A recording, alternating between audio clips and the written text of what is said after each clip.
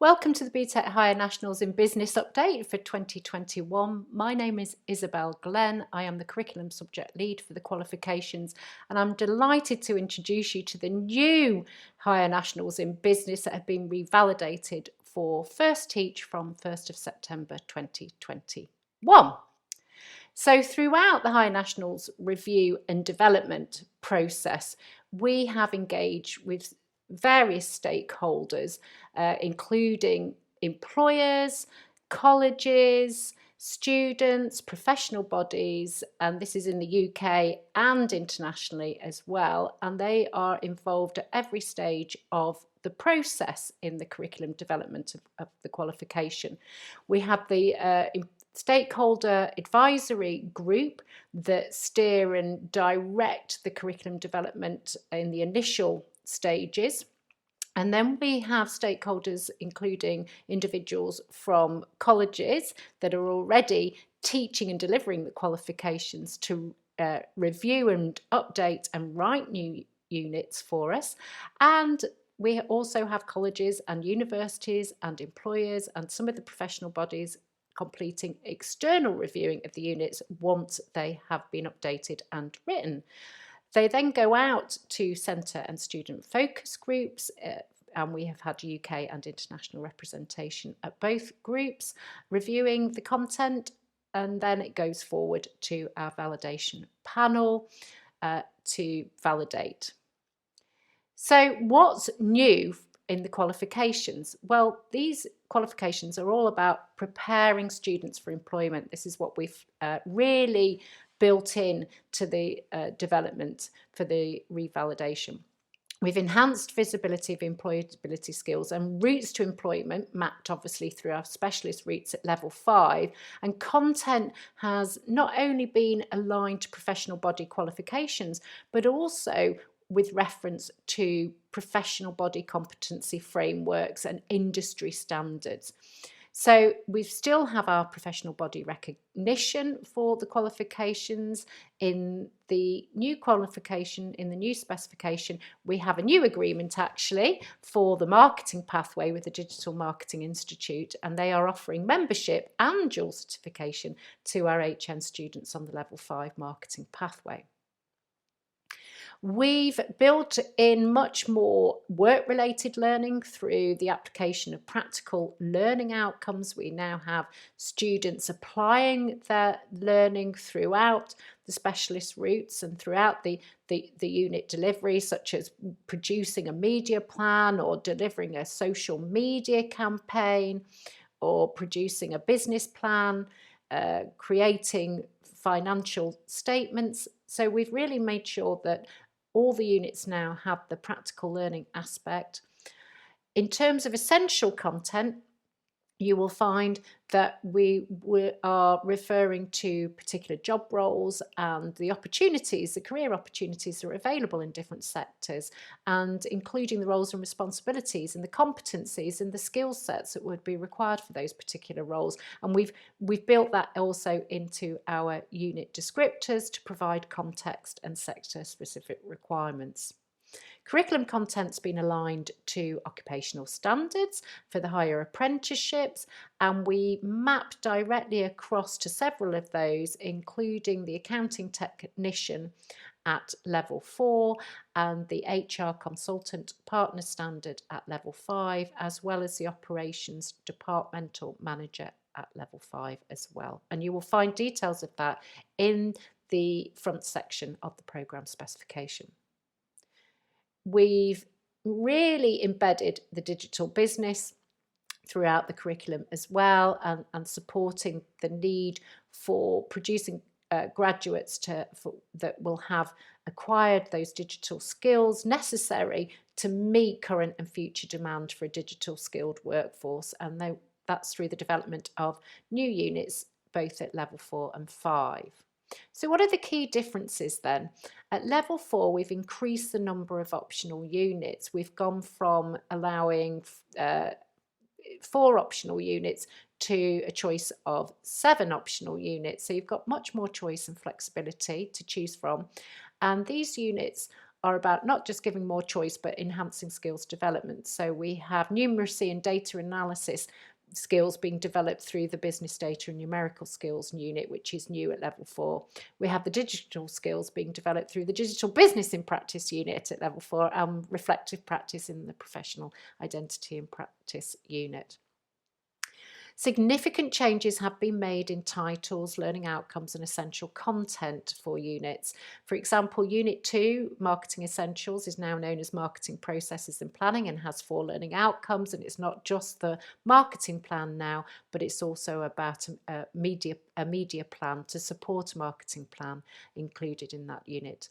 Unit 5 and 10, which is currently the Management Accounting and Financial Accounting units, now known as Accounting Principles and Recording Financial Transactions, have significantly changed in content and learning outcomes, as has actually the Unit 6, Managing a Successful Business Project, building a much more practical application and support for the students in conducting the project and being able to present their findings.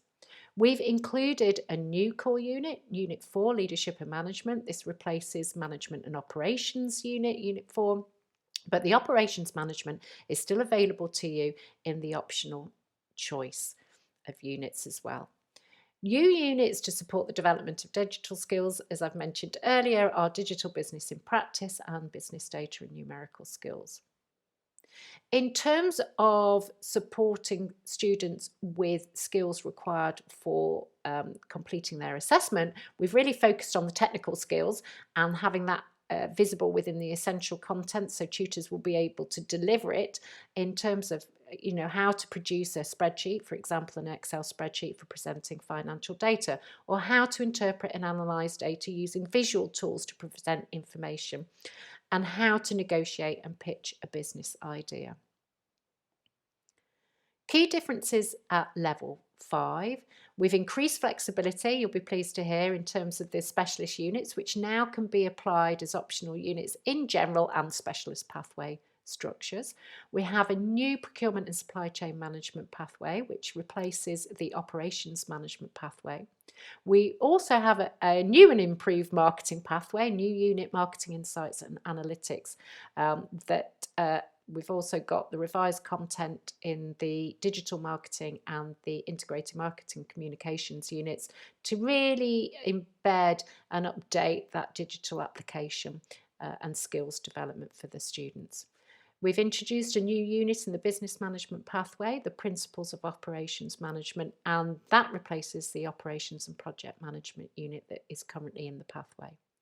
New units, again, have been produced in order to support that development and growth of digitalisation of business. We have business information and technology systems, which has had an update, business data analytics and insights, and planning social media campaigns. So what's the time frame? This specification is for all new registrations from the 1st of September 2021, with final registrations on the current specification up until the 31st of August 2021. The programme codes will then be withdrawn from the 1st of September for this current specification.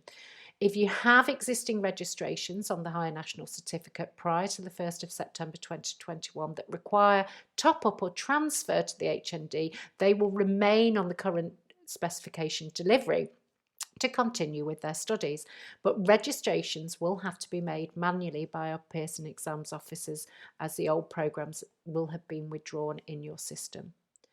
If you have meeting local needs structures, you will have to go through approval again for the new qualifications prior to September. If you still need the MLN and we haven't met your local need through the new specification. For approvals, again, you need to have approval to deliver the qualifications. Existing centres, you will just continue with the auto reapproval process that you go through annually. For any of you that are new centres, you will need to go through the centre approval process and the qualification approvals process, and further information on both of those are available on the Pearson Qualifications website. So what actions for centres? What do you need to be doing now? Well, familiarise yourself with the new programme specification Update your existing prospectuses and promotional material for your future recruitment. Apply for MLN if you still require those structures, as I said, to be included in the new programme from September next year. Sign up for our Get Ready to Teach training sessions. They're going to be scheduled from January 2021. They are free and available to all. And brief your teaching teams on the new structures and rules of combination and the new unit content that we have available. In terms of support, resource support, that will still be available to students on HN Global and your tutors. That's our online dedicated platform and our global community for tutors and students. You still have the e-textbook available to you covering the core units. And of course, we do have teaching resources that include support guides for designing assignment briefs for the HNs, the training video for how to apply the Pearson Sept theme, and we have a new e-library of resources available for the delivery and teaching of units, as well as example assessment briefs that will be available. In terms of additional support, we will be providing a recognition of prior learning document to support processing of applications in the future, whereby you may have students applying that have been certificated on the HNC on the old RQF Higher National in Business and are wishing to top up onto the new HND programme, and you would have to use that mapping document in conjunction with the RPL policy process. Higher Nationals training, Get Ready to Teach, as I said earlier, is available to you as a free training session, as well as blended learning for HNs in business if you are delivering online to your students. These are free events, are scheduled throughout the year. Please refer to our support page in the training site on the Pearson Qualifications website for more information. So who do you need to contact then? Well, for information and guidance regarding the qualification specification, it's myself. For further details regarding approvals, please contact hnqa@pearson.com for any reapprovals. For new centres, gaining centre approval and qualification approval in the UK, it's the UK approvals team. And if you're an international centre, a new centre wishing to gain approvals, then it's the international EO@pearson.com. So thank you very much for listening. I hope you found this useful. I'm absolutely delighted with these new qualifications, and I hope you enjoy delivering them in the future. Thank you.